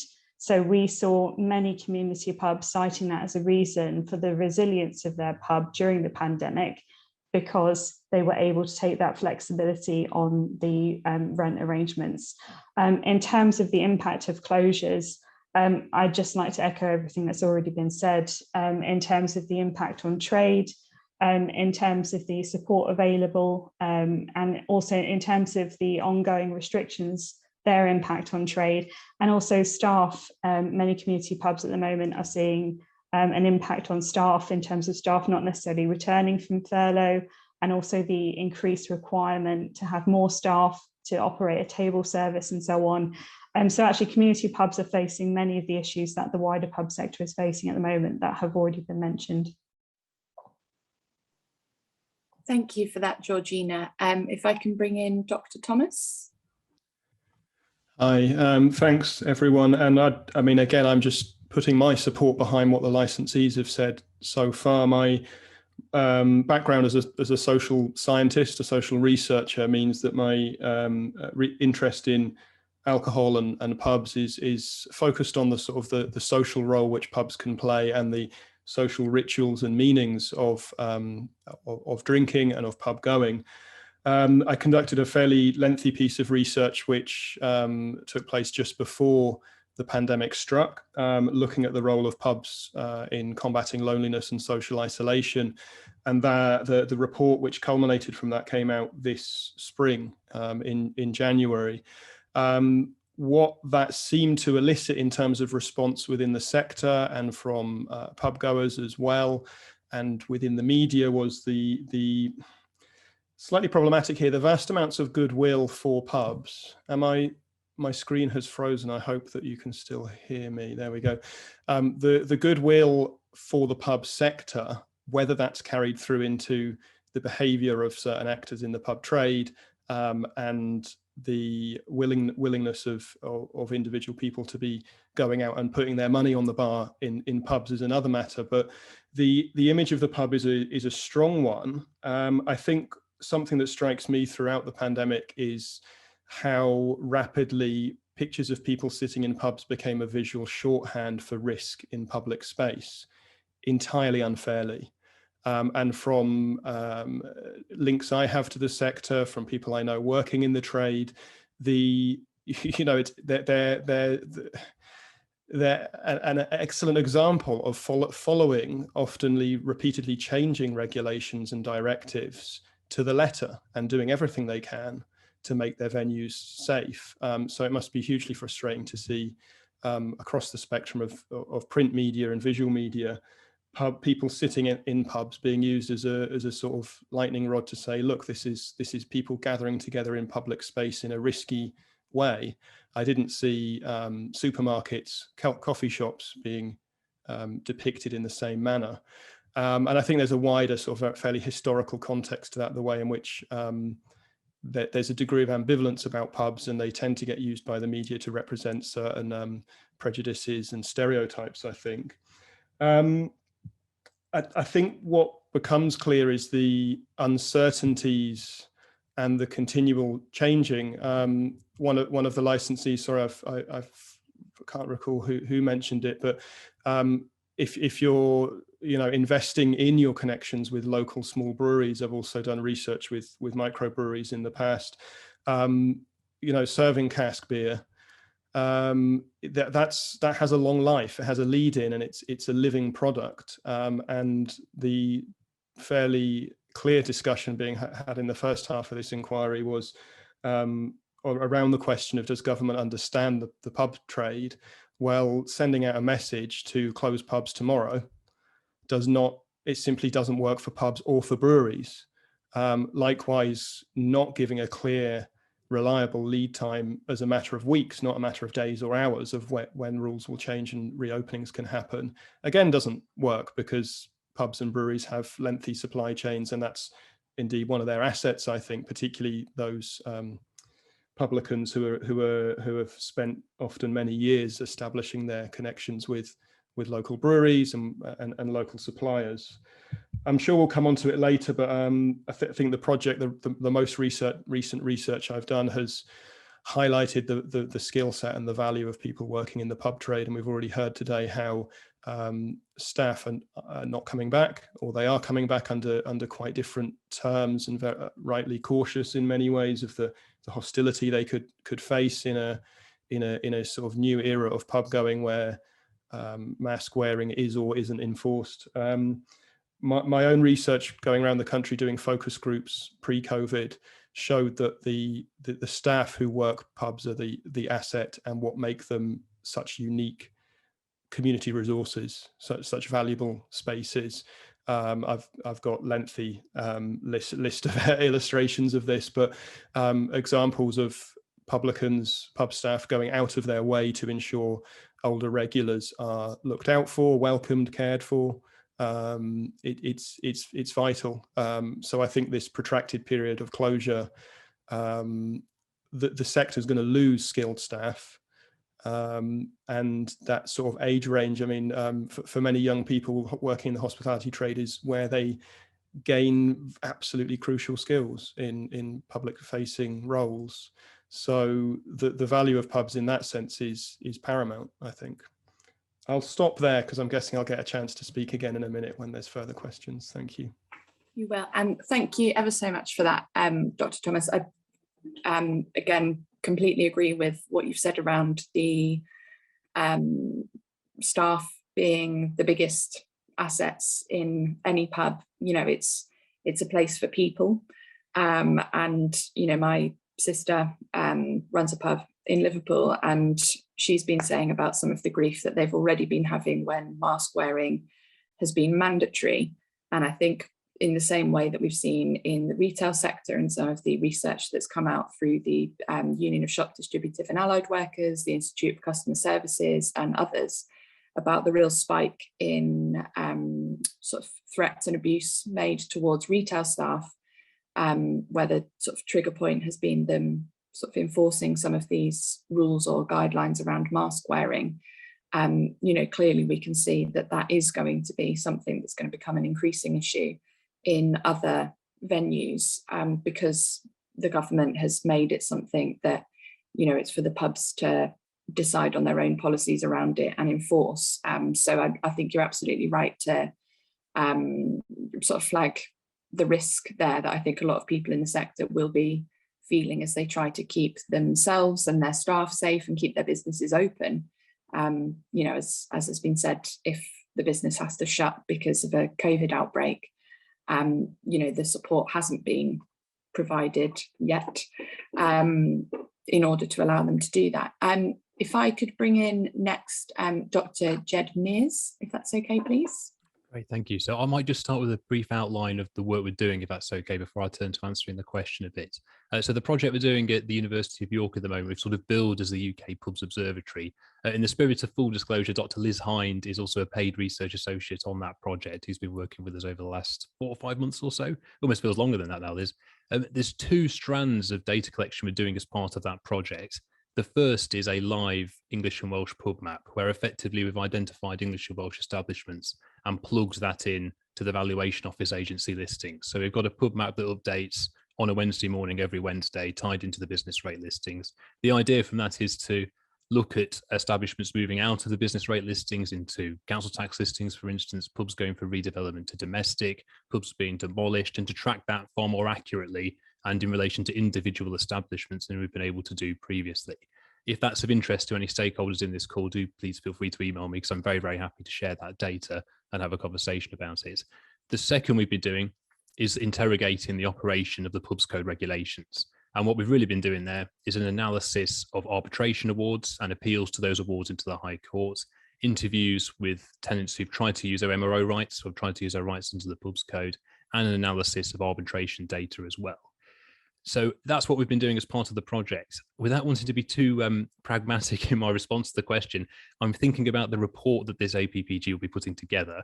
And to my mind, there are 2 live issues that the government is actively considering that this report could feed into. The first of which is the handling of rent arrears, and that's something that's always been touched on this morning. We know a binding arbitration scheme, such as the government has been describing it, is due to be set up soon, but we know very, very little about that scheme. We've really just had a press release. We know it will definitely come before the end of March next year, given that's when the moratorium ends, but we don't know much more about it. Obviously, it's a hugely complicated issue. Tenants are affected by arrears in very, very different ways, but I do think the APPG could call for a couple of things. I think first is a more transparent consultation process that the APPG could call for, which maybe accounts a little bit more effectively for the complexities that pub tenants face in the calculation of their rent. And the second, and I don't know if this has come up, I know you've had a lot of survey responses, and I think someone was saying earlier 1,000 from licensees as part of your work in the APPG. But I understand there are instances, certainly anecdotally, 15,000. 15,000 in total, right? Of 1,000 of those from licensed establishments as well, from my understanding, so a lot. So plenty to keep you ticking over. But if there is evidence within that subset of, for instance, CCJs and other forms of debt recovery being used, notwithstanding the moratoriums also in place. So I think that evidence would be very, very useful when you pull this evidence together from this hearing and the other submissions you've had to highlight. The second issue I think it would be useful to help, and we've had some discussion about this in the first hour, is the ongoing consultation that was launched this week on the Pubs Code. I know Paul Scully has also said there'll be a statutory review following that consultation. I do take Dave Mountford's point earlier that it is narrowly construed in some areas, but it is still a broad-ranging consultation. And I think it would be very helpful for the APPG to cover the Pubs Code in their report that follows this evidence session and any evidence they've had in the survey to that effect as well. Our research demonstrates that those two core principles within the Pubs Code, so fair and lawful dealing by pub-owning businesses in relation to their tied tenants, tied pub tenants should be no worse off than they would be, not subject to any product or service tie, is not realised in the operation of the code. I've gone into more detail on that in my written evidence, and we can provide more to that effect. We've had opportunity to do a bit more work in this area since you closed calls for written submissions. But I think that's something that the APPG can address. So I guess my answer would be in relation to issues of forced closure. There's two issues I'd really like to see in the APPG reports because they're areas actively under consideration. The handling of commercial rent arrears and particularly consultations on what that arbitration process might look like. And the second would be for the APPG to say something about the operation of the Pubs Code regulations as well, given that's actively under consultation. Thank you very much for that, Dr. Jed. And finally, before I open up the floor to questions from observers that are here today, I'd like to bring in Stephen Alton, who's the Chief Executive of the British Institute of Innkeeping, or the BII. Thank you, Charlotte. Just a couple of things about the BII. So we are a professional membership organisation. We've been looking after our members for 40 years, established as a charity. Our members run independently led pubs across the UK. They're subject to different commercial models. Some are traditional tenancies, some are leases, some are free trade. So a real balance of perspectives. What we're here to do is really keep pubs thriving at the heart of every community. So I completely agree with Dr. Thomas. We explicitly recognise that pubs are not just economic or employment generators. They add something very tangible to the social fabric, and it was great to see that work out of Loughborough to start to quantify the impact that these pubs have. In terms of impact, I think mental well-being needs to be absolutely, up front there. This is not just about big business or our business. Our members are incredibly vested in their pubs. It's their livelihood for a lot of them. It's their homes as well. And despite all of that, despite the chronic uncertainty that these guys have gone through, they reached out and did absolutely look after their locals and vulnerable groups in their communities. We recognise over 130 part of the community award winners across the UK. We wrote to every single MP in their constituency to really promote the pub and everything that they'd done in reaching out. And that was probably just the tip of the iceberg. It was all the small important stuff to keep people connected. And I think that asset, in a sense, that legacy will be hugely valued as we go forward, because you've seen it even in the initial opening period, how important it was to get back to the pub, and not for the raucous scenes that are grabbed by the media and completely misrepresented, but for the small community pubs that really bring people together when they've sat there on their own, quite frankly, and it's their support group. So I think it's a very personal tragedy. I'll talk probably, if we get to the chance, a little bit about the economic legacy. I think we are absolutely hitting a wall now, and government have got to understand that. We're limping into a reopening, initially in England and hopefully fully in Wales and Scotland shortly after.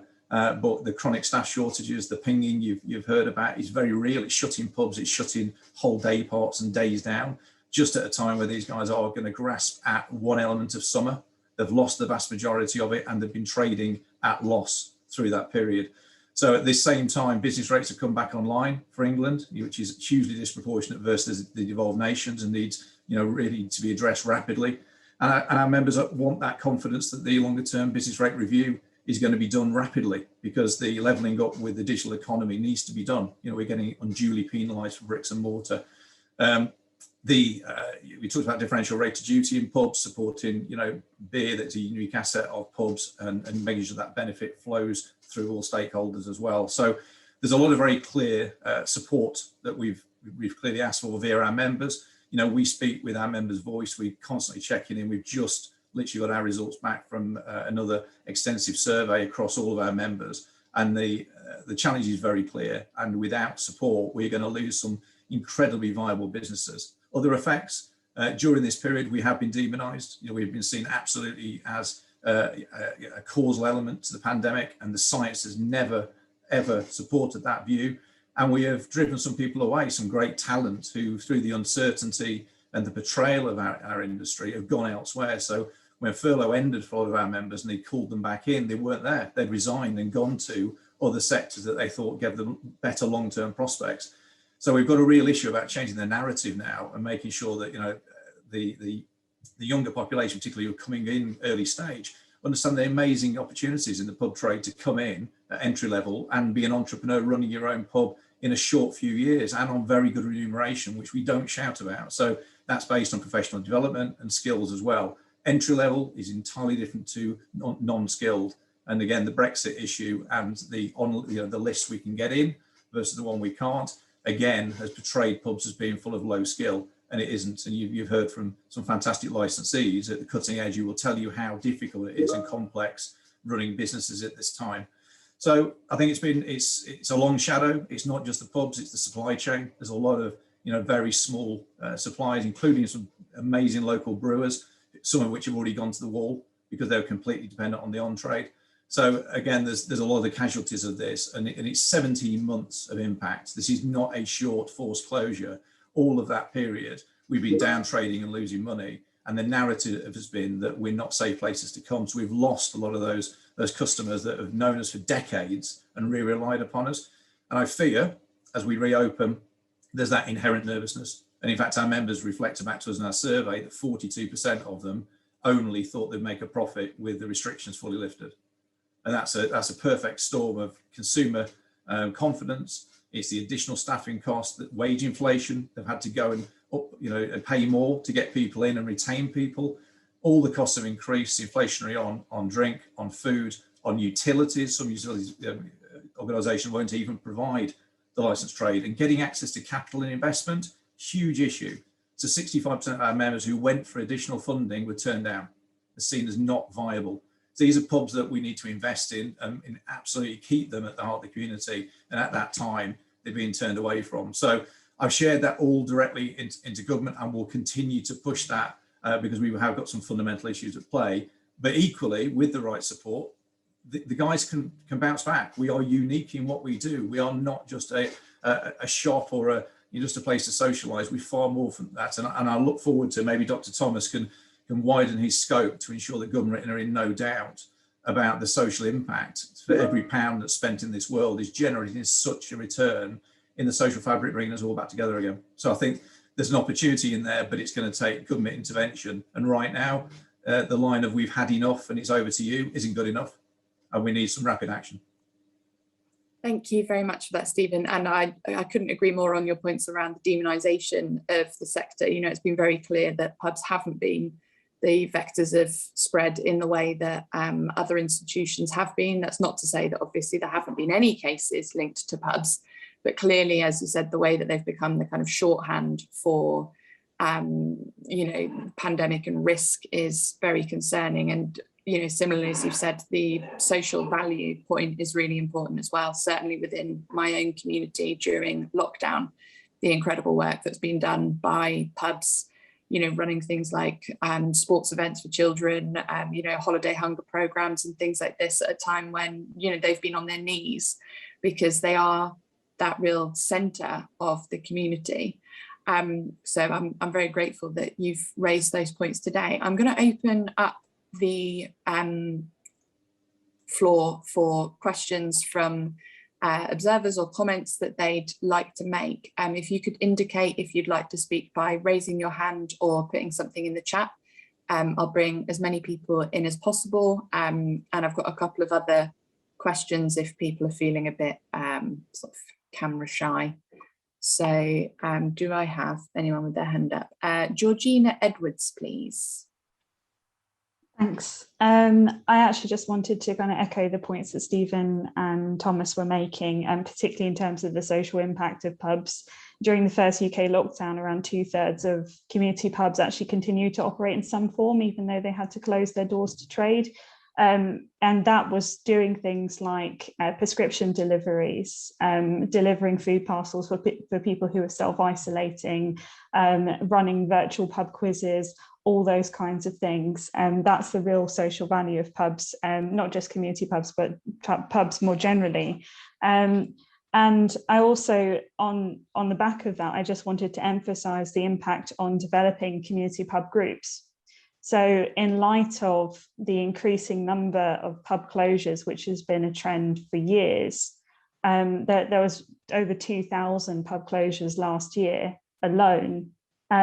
Many communities are getting together and wanting to buy their pub in order to save it as an asset for their community. And so then they turn to organisations like Plunkett, but only around 1 in 9 community pub projects actually reach trading stage. And that's for a number of reasons. One of the reasons is not being able to raise sufficient finance. And I know there's the Community Ownership Fund, which Plunkett are eagerly waiting more details on the delivery on. Other reasons are also the problems with the legislation. There's not sufficient legislation protecting these assets of community value. Currently, a pub can be registered as an ACV, so that when it goes up for sale, the community have the option to bid on the asset. But in England, they don't have the option to buy. So there's only a right to bid in England. There is a right to buy in Scotland, and there's no such rights in Wales or Northern Ireland. So there's not sufficient protection of these community assets that are of such social value to communities across the country. And we really need to see more of that. So Plunkett would really like to see a right to buy for communities who want to save their pub, and also more infrastructure support as part of the Community Ownership Fund. So developing groups were largely ignored during the pandemic.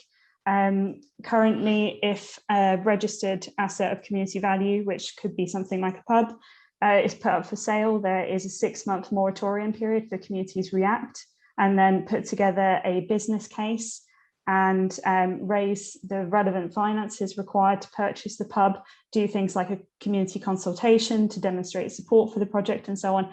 That all takes time, that takes months. And communities need sufficient time in order to be able to do that. So there was no extensions granted during the pandemic in light of the fact that, for example, community consultation became interrupted.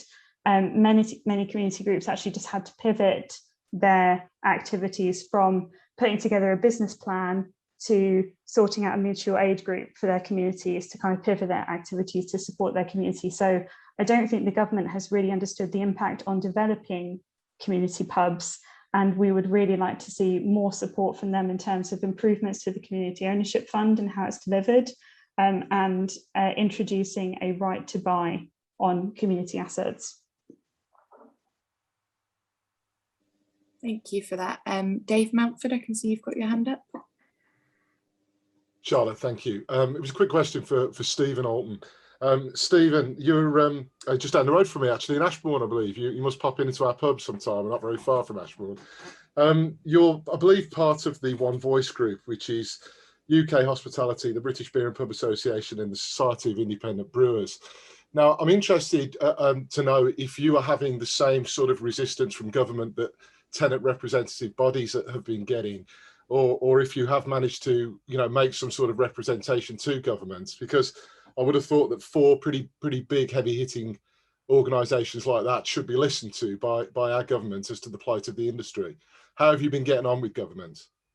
I think it's, as you know, Dave, particularly well, you know, government isn't one entity, and there's lots of different departments involved with all the elements that we talked about as challenges. But in terms of BAYS particularly, who've been at the centre of this, particularly with regard to guidance, and one of the things that we really focused on through the pandemic is clear information to our members. As you know, it's been incredibly complex, everything from the actual nature of the reopening or closure periods, the associated support that you get through those periods as well, has been a moving feast. And right now, even with the guidance, and it is really welcome in a sense that it is restriction free, but the way it's written is already causing great concern to licensees. And I think as a number of have said on the call, they're taking their own decisions about things they think that their customers want to see locally. So are they, if you're asking me, are they listening? Yes, I think they are. I think they understand the full complexity of the issues. Are we getting everything we need? Absolutely not. You know, that I'm very clear. You know, we've had some degree of support, and we've been kind of grateful for that. Has it covered it entirely? No. Have wet-let pubs particularly had the level of support that we needed?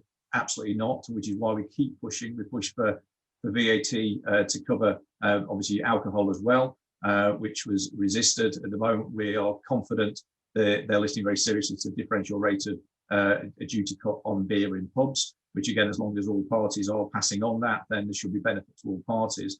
But I think we've got a long way to go still, because we are an essential part of the economy, and we're the 3rd largest employer as hospitality, and therefore we can be at the centre of this. But at the moment, we're fighting very, very hard. Are we getting everything we want?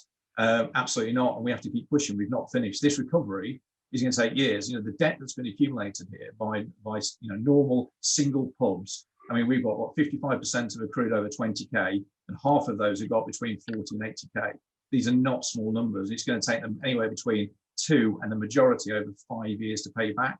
So long-term support now is absolutely needed, and change the narrative. Change the narrative in terms of, you know, we are places to absolutely socialise safely, and we are absolutely places where, you know, again, people can develop great jobs, careers, and livelihoods. And we've got to get that change in central government. So I'll take the challenge, Dave. Look, I'm working as hard as I possibly can and collaborating wherever I can to make sure we've got that message joined up. And you know, the One Voice group goes all the way from Canberra, who are on call today, all the way through pubs and into brewing, and really tries to keep a coherent story into government. And that's one of the other challenges. You know, some of the other sectors have not had a coherent story in terms of what they're asking for at what point, and that just gets the whole situation distracted, and we don't get the movement we need. So it's really important that I think we're all pushing in the same direction.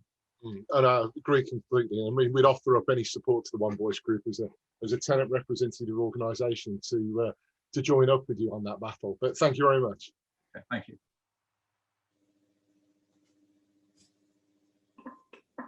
Thank you for that. Jed, I can see you've got your hand up. I have, but I think James Daly's been waiting very patiently. So if he wants to go before me. Oh, right. I couldn't see his hand on my screen, so apologies for that. I wasn't trying to shut you out. When you said hand, I actually stuck mine up physically, which is good. Sorry, I meant I'm back in the little participants where you just raise hand. Sorry. I'm back in the 19th century in terms of technology, and I apologise. Yeah. Like everything we discussed, Charlotte, there's not enough time to discuss every single point that's been raised. And I agree with much that's been raised. I'm very pleased that the Prime Minister announced the Community Ownership Fund has gone live today. I haven't been able to find the prospectus for that yet, but it's specifically within that, it opens up the possibility for bids for community groups to buy up pubs, which is a good thing, but we'll have to see the details of that. I just want to say something about where my own experience and where I think there is a major problem. I mean, like every other industry, the hospitality sector has a number of ways of delivering their product and their service, which universally is a good thing. And all the positive things that have been said about pubs are absolutely correct. But prior to the pandemic, the domination of this debate by the big pub companies, which effectively have turned pubs into property businesses and not actually pub companies anymore, and the business model that they impose upon their tenants, and they still dominate the market everywhere. The vast majority of pubs are under the control of those pub companies. You and I, Charlotte, I'm sure we've got plenty of examples. I've got one example at this moment of time, in that the nature of the business model makes it nearly financially impossible for the tenant to survive no matter what. And I'm constantly concerned that a problem that existed prior to the pandemic, which has been exacerbated for the very reasons that have been said, is still going to go ahead, even if we come back with all the support that's being talked about, with something in terms of whether it's through the pubs code or through something, has got to be done to give ordinary people in ordinary pubs who are doing a fantastic job in communities throughout the country a chance to make money. I mean, I may have got this wrong, but I was speaking to a tenant in my constituency, and the beer tie, forgive me if that's not the correct terminology, but they're basically paying out £60,000 to the brewer before they actually take any profit from it, and they've got to take the beer that they're given to buy that they've signed up for in terms of the deal. So I think it's a wider debate, and I think that we need more of the independent, strong voices we've heard on this, and less of the pump companies who, in my view, Charlotte, think of a lot of pubs as property assets that they can turn into flats rather than actually community venues, which are the delivery of crucial social services to every village and every town in our community. And I think that's something a debate really needs to be had in Parliament. No, absolutely. And thanks for that, James. I think, despite the differences in our sort of party outlooks, this is something that, you and I are sort of united behind as a political cause.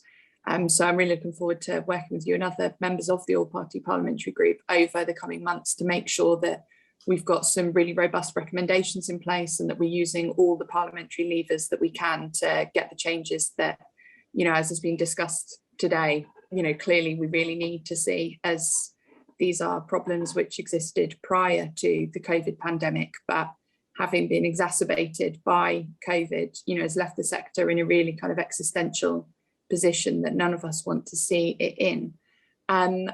Paul Crossman, I can see you have your hand up if you'd like to come in. I hope Jed doesn't mind if I do speak before him. Is that okay, Jed? Sorry.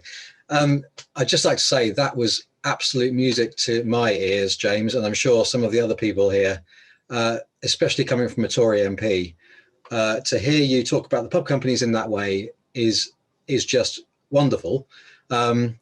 This all-party group obviously morphed out of the Save the Pub group, which Greg Mulholland, my campaigning colleague at the Campaign for Pubs, set up a few years ago. It's gone through a few phases, and this is the latest one.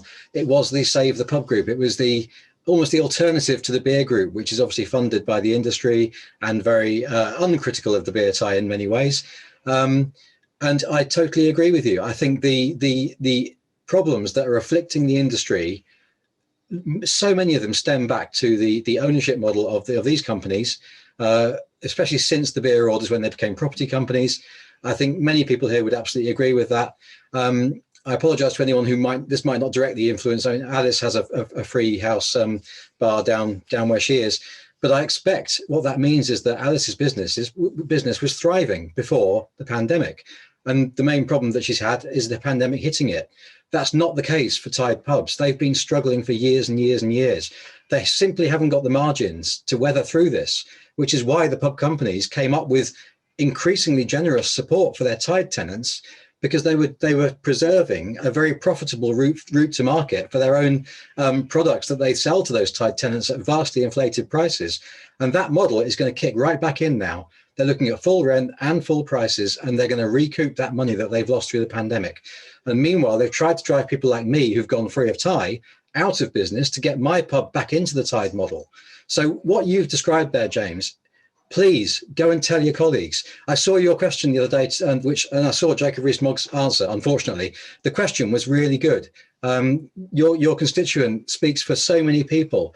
And I saw there's a report just yesterday from one of the local papers up in Cumbria, and there was a chap quoted in there saying he's one of 7 Marston's tenants that are currently subject to a corporate land grab. Their lease has been ended without any warning, and his family have been in this pub for 22 years. And he said there is no company lower than a pub company. And I'm afraid if you're in this business, everyone who's had a Tide pub would totally agree with that. And the pubs code was, unfortunately, it didn't go through in the way it should have gone through.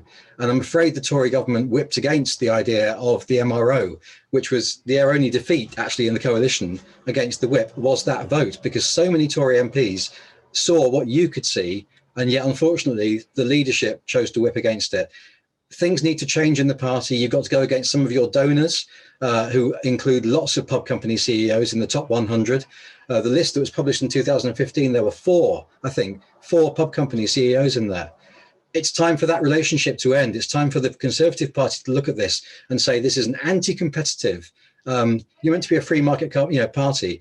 It's an anti-competitive practice that is causing devastation to this sector. There's the consultation, the two ones that Jed mentioned. There's also the one on the vertical, on the block exemption on vertical agreements from the EU. That's going on now. If that is not continued, that will end the beer tie, because it would be illegal under UK law if it wasn't for that block exemption. All these things are live right now, and the Tory party are in a position to actually totally revolutionise the pub sector, and it just has to happen. Otherwise, it's going to be catastrophic. Thank you for that, Paul. Before I ask my next question, Jed, if you would like to come back in next, I can see you've got your hand raised. I'll be brief, Charlotte, as well, if that's all right. I think I'd echo a lot of Paul just said, and James, I will email your office with some analysis we've done on the Pubs Code regulations if it's an area of particular interest. I just wanted to make 3 brief points, and I will be brief, Charlotte, I promise, just on the basis of what's already been said. The first was Steve Alton talking about the guidance on work we've done on a separate project looking at the COVID-19 guidance. The problem is it's not always clear within the guidance what's a legal requirement and what is guidance. And it's not just differential interpretation of the guidance by publicans, but very differential interpretation at local authority and enforcement level. And this is tremendously high stakes. So when there's ambiguity and you get it wrong as a publican, there is very high stakes for doing so, even though it cannot be clear, even within different localities, how the guidance is interpreted differently. So that more could be done to make that far clearer. A second brief point based on what Georgina was saying, this issue of community ownership and the planning controls is extremely important, and has of course been impacted quite a lot by the COVID-19 crisis as well, particularly arguments about the ongoing viability of establishments when they're seeking to change their use class. And that's something we're beginning to see crop up in planning committee meetings. The joy now, of course, is that they're all on YouTube, so we can see some of these arguments being made.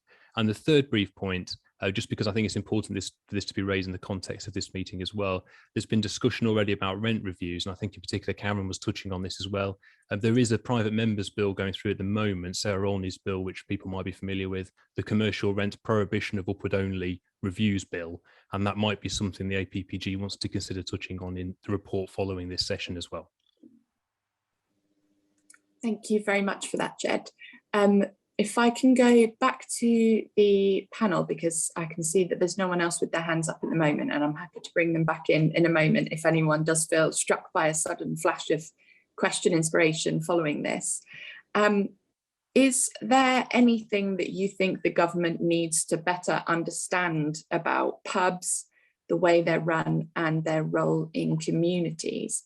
And if I could bring Stephen in here first, please.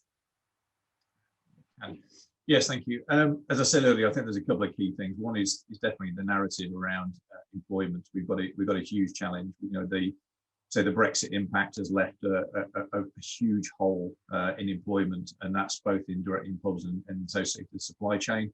And I think the uncertainty has driven a lot of people away from us. And this goes all the way back to schools. You know, we've got to change the narrative. Hospitality and pubs are an amazing place to work. As I say, we've got some brilliant entrepreneurs around the country at young in age, but incredibly experienced and great operators, and those that are really providing an experience-led place now, which is so important. I think the lockdown has changed people's habits, and then we've accelerated people's habits and their view.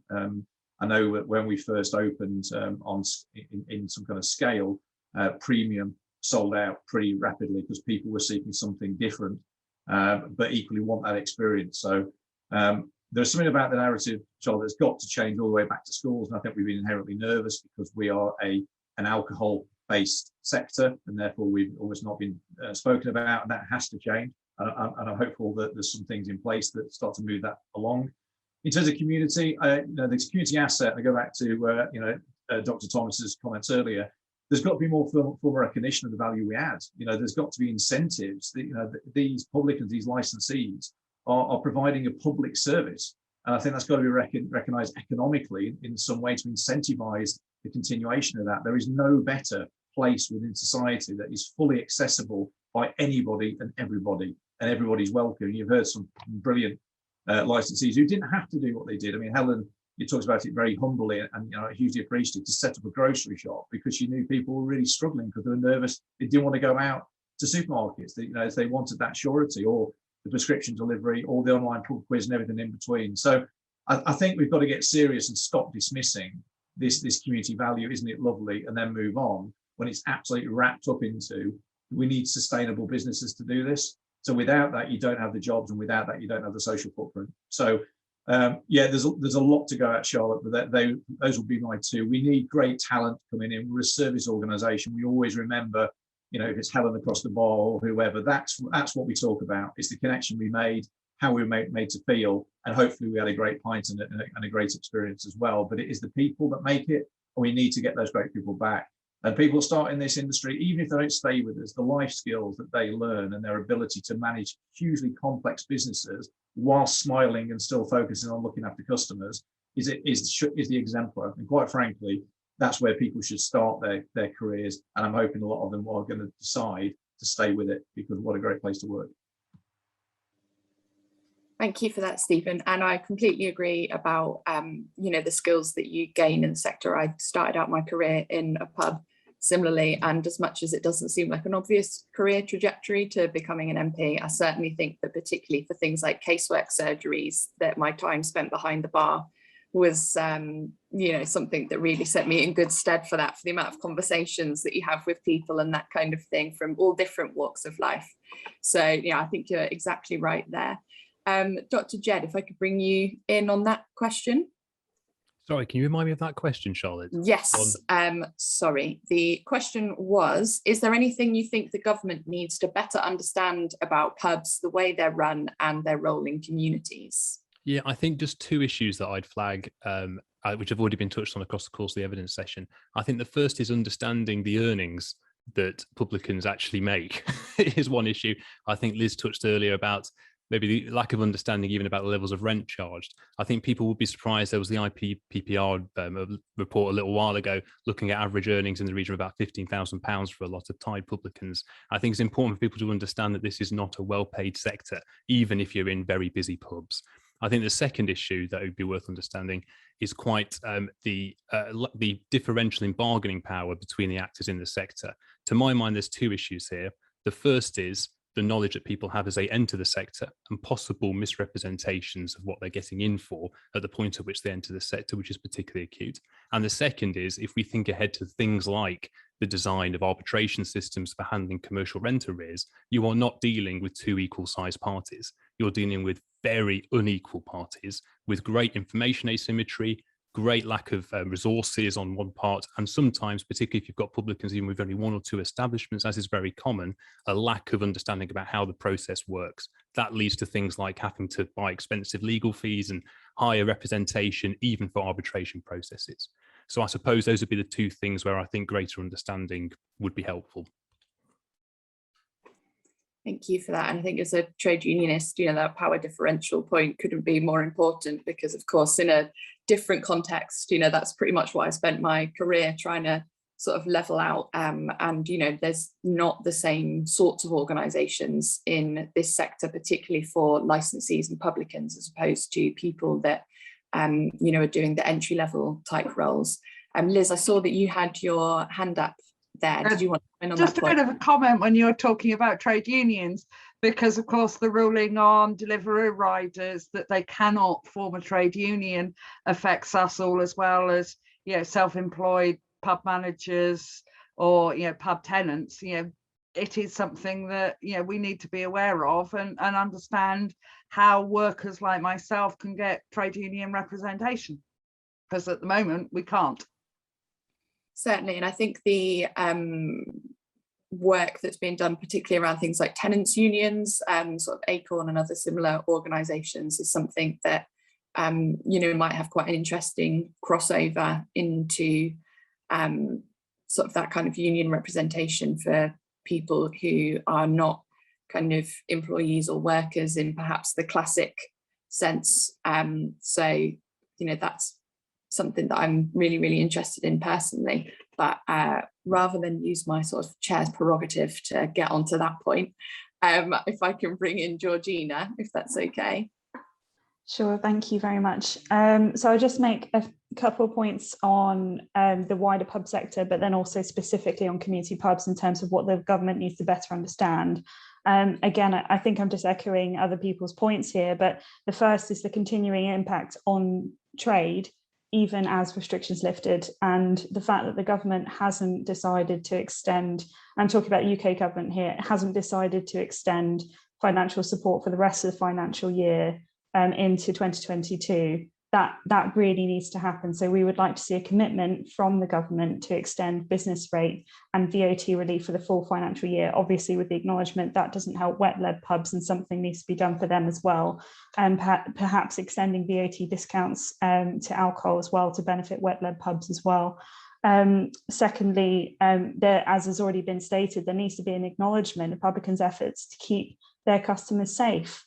And certainly with the community pubs that I've spoken to, there's been a great effort to do that. But as Karen was already saying, in many rural villages where there's an older population, there's still lacking confidence in returning to the pub. And that needs to be dealt with in terms of messaging. So what we don't need, as has already been said, is pictures of people socialising in the pub to become a shorthand for risk. But we need some clear messaging on the fact that, and some acknowledgement of publicans' efforts in that regard. And thirdly, just on the wider pub sector issues, the diversity of the sector needs to be acknowledged.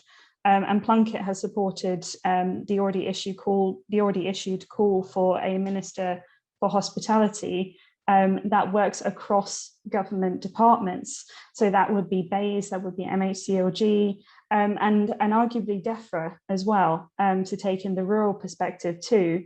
There needs to be a joined up approach in support for pubs because as a hospitality business, it's an incredibly diverse sector. DCMS as well should be involved because of the cultural importance of pubs as well. So coming on just specifically to community pubs, we had reports from several community pubs that had issues accessing government support like the CBIL and the BBL through the banks that the government chose to provide these finance support packages, precisely because many community pubs operate what's called a community benefit society. That is their legal model, their legal structure. And many banks did not recognise this because they might be familiar with social enterprises or private companies, but they weren't familiar with this particular legal structure. And so they actually delayed providing support to these community businesses. In many ways, community businesses have got around this in the past, just simply by banking with smaller banks like Triodos, for example. And so some of them were waiting weeks, if not months, to try to open a bank account with some of the major high street banks. So there was a major block on accessing financial support for some community pubs, just purely because of their legal model. And obviously that's extremely unjust considering the enormous social impact that community pubs were delivering to local residents, even during lockdown while they weren't trading. Secondly, in terms of business rates, something Plunkett would like to see is universal business rate relief for community businesses and social enterprises as an acknowledgement of the social impact that the work that these businesses do. And that would be similar to something like the business rates relief that is already in place for charities. And finally, just also on the Community Ownership Fund, obviously the prospectus has been announced today, but the only projects that will be eligible are assets at risk, and that potentially stifles innovation. So we know of examples of community pubs like the Tommy Flowers in East London, which is a micro pub. It didn't used to be a pub. I believe it used to be a chemist and a florist. So it's going to be difficult for groups who want to do something new to actually access this funding. And so we'd like to see a more proactive approach to community ownership rather than a reactive, not just protecting assets. That's incredibly important to do, as I've already said, we like to see a right to buy to protect assets more, but there also needs to be space in the Community Ownership Fund to promote innovation as well. Charlotte, can I just make one point in respect to that, if that's okay? Yes, of course. Sorry, I agree with part of that, but one of the things for Community Ownership Fund is that Charlotte has heard me talk about this a lot, is Bury Football Club. So part of it can be, so that we've got a football stadium here that is decaying, you know, much like a pub that has been decaying for, you know, we drive past them every single day when we're on our travels everywhere. That the Community Ownership Fund will allow the football club, Gig Lane, to be bought if it's accepted by the owner, but it will accept a proactive bid to buy that site to bring football back to it. And it will be exactly the same in respect of pubs. If you see a site that is, you know, has been a pub or has a link to the, you know, the pub trade in the past, and you want to do a proactive bid as a community to bring it back to life, that's what the whole thing is about. Right, So, but if I can just come back to you on that, okay. I think with the eligibility criteria, you do need to demonstrate that the asset would otherwise be lost. I think I'm correct in that understanding. Well, I think that I'm sorry to take Bury Football Club as the example, forgive me, but it's the best one that I can say. That in my discussions, it may well not be successful, but if an application to buy Gig Lane is made under that, the idea is the football club no longer exists. The site, if it there are no counter bids in for it at this moment in time. So on the face of it, nothing is going to happen. It's just going to sit there and rot away. But because it is there, and because what it was beforehand is going to be lost, then we're entitled to make a bid for it. So I'm not very articulately explaining that, but if you have a building that has previously been used as a pub, if that's the point you make, I'm sorry, Georgina, if I'm no, I think we're in agreement. But I'm talking about where there isn't necessarily an existing building, or for instance, where the pub has been closed for a decade or, you know, several years, where it's not just because of the pandemic and it's at risk of being lost. Perhaps it's already been closed and it was turned into housing at some point. What if that community wanted to set up their own micro pub? They're not trying to save an asset that's at risk of being lost, and that's what the Community Ownership Fund is currently aimed at. So we would like the Community Ownership Fund to support more innovative projects, and so that's what I meant by proactive approach to sorry, that's a very, very fair point. I'm sorry, Charlotte, for having this conversation while everybody else is listening. That's my fault, but I'm sure Charlotte will take that back, and I will take that back in terms of the definitions within it. But I think there is a certain amount of hopefully flexibility within that to recognise the situation that you're talking about, because there's no point having the fund unless it will take into account all the different circumstances we feel. So apologies for interrupting. No, thank you. No problem at all. I can see that Helen's got her hand up. Is that from before, or is there something you'd like to add there, Helen? It was a little bit about the what we would like to sort of pass back to the government for a better understanding. Is sort of my personal experience. Running a pub is hard work, and it's 7 days a week. I'm sure we all know that. During the first lockdown, I actually did longer hours and worked harder than I normally do running a pub. We're setting up all the community stuff, and we're all responsible. We've all had to do our personal license exam and get qualified. I'm not in any way trying to compare my intelligence to that of a pharmacist, but the theory behind it is the same. You know, we all sell a legal drug, and we all are responsible for that, and we all understand our pub best. And with the government making these blanket rules, I think they missed the point a bit, because they were in bringing in table service. I felt that was a higher risk than what we were doing before, to the point where I discussed it with our licensing officers at the council, and they agreed with me, and they went through the legislation to see if they could find a way for us to not do table service, because I felt it put my customers at more risk than the way I'd risk assessed it. Effectively, what I did when I risk assessed it, my risk assessment's covered under health and safety law. If I stick to my risk assessment and stay within health and safety law, I broke the mandatory table service. If I do table service, I'm breaking my risk assessment, which is covered by health and safety law. So effectively, every day at the moment I trade, I'm breaking one or other law. I think it would be nice if the government recognised that we are responsible adults. I personally felt as though they were treating us as children and trying to tell us what to do and micromanagers, when actually that might not work best for our pub.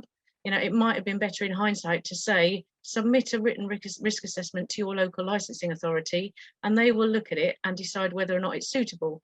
And there might have been a few people that needed help with that, because not everybody is sort of familiar with doing them, perhaps. But it's sort of like, I don't know, I found it quite offensive to be treated that way, and not them saying, you know what works best in your own establishment and we trust you to do it. And if you don't do it, there are plenty of people that can come and tell you, I could be shut down, I could lose my license, I could lose my home. The punishments are big. So we've got a really good reason to actually operate them properly. And the very few in the minority that don't operate them properly, there are ways to deal with them, I think. And I just wanted to raise that. Well, thank you ever so much for that. I'm just going to bring in Dr. Thomas, if you have anything else that you'd like to add there. I'll make a couple of quick points, I think. Thank you. One of them is to echo the comments that many of us have said this afternoon about the diversity of the sector, and the somewhat blunt blanket regulation, and then also, you know, some of the debates are just in the media and in politics do not take account of the diversity. I think in my research, something I tried to bring out was the fairly unique characteristics facing urban, rural, and suburban, particularly suburban pubs, but also micro pubs got mentioned, and each can offer something unique to their communities, and have their own challenges. And I think you know, getting this in order, that the multiple avenues to hear the voices of publicans, licensees across different forms of ownership, different styles of pubs, right all the way through to kind of hybrid cafe bars, which are often equally as important to their communities as pubs that fit the image of what a community pub might look like. And in my research, something that came across was it's based on the staff and the location and knowing the local community. It's not necessarily how well aligned a particular venue is into a sort of textbook image of what a traditional pub might look like. I wanted to make a point about intergenerational space and pub. That's you know, we kind of can repeat that pubs have social value. Often we can add value to that by understanding where there's a lack, and give me other spaces where people of different generations, different political persuasions, rub shoulders and talk and see each other.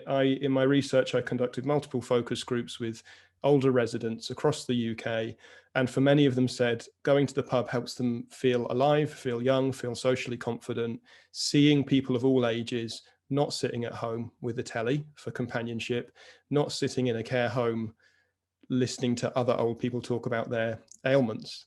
And that's something quite profound I took away from that project. The last thing I'd say is a bit of a thought experiment. And I think from that project on pubs and loneliness, if you were trying to devise a policy and a nationwide scheme to implant skilled facilitators into communities across the breadth of the country, people who have the skill to bring people together, to introduce sometimes neighbours who have never spoken to each other before, and bring them together and get them talking, we've already got that. They're called pubs. We've already got that. But if you were trying to do that from scratch, how many millions and how much resources would be thrown at that?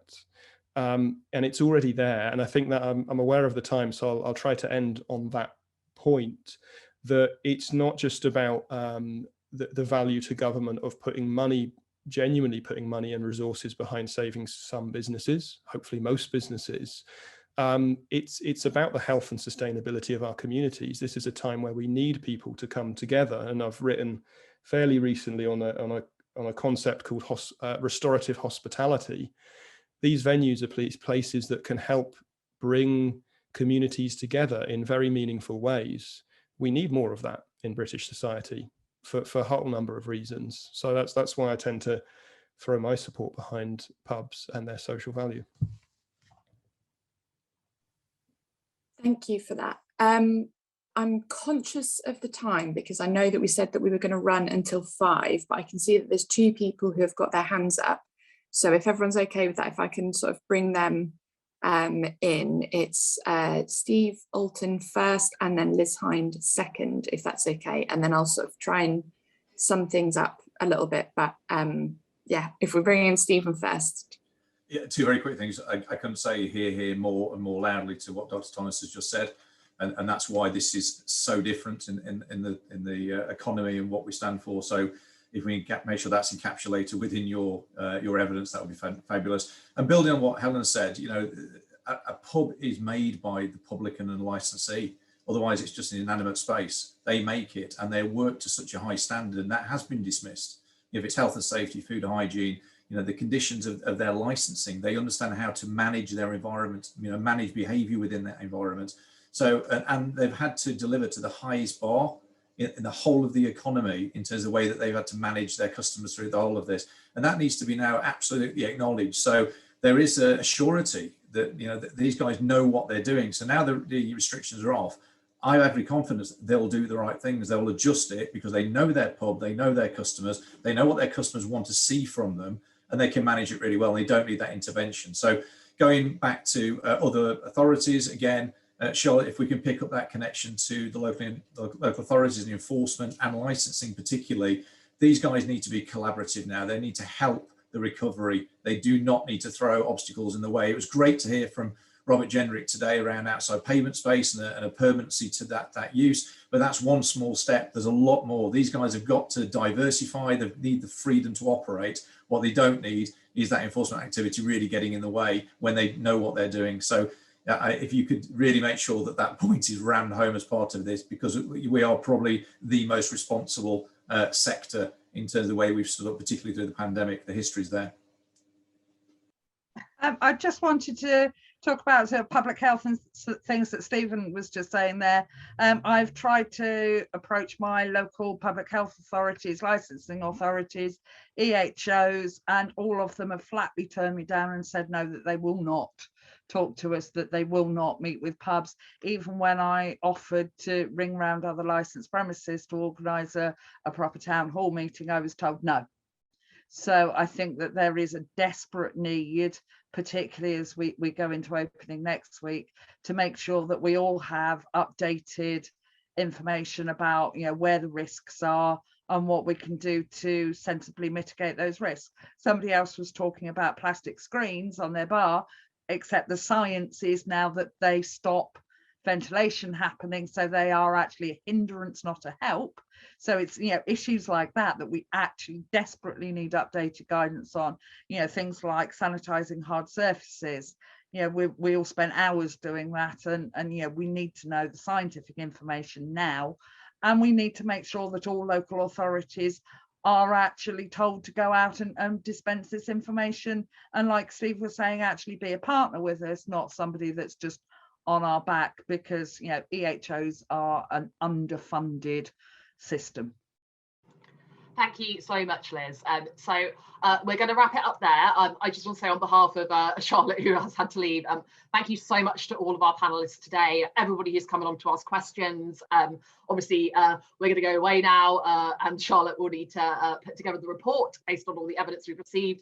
If you would like to submit any additional evidence based on the evidence session today, the issues that have been raised, the questions that have been asked, please do just pop an email. You've all got the All-Party Parliamentary Group email address.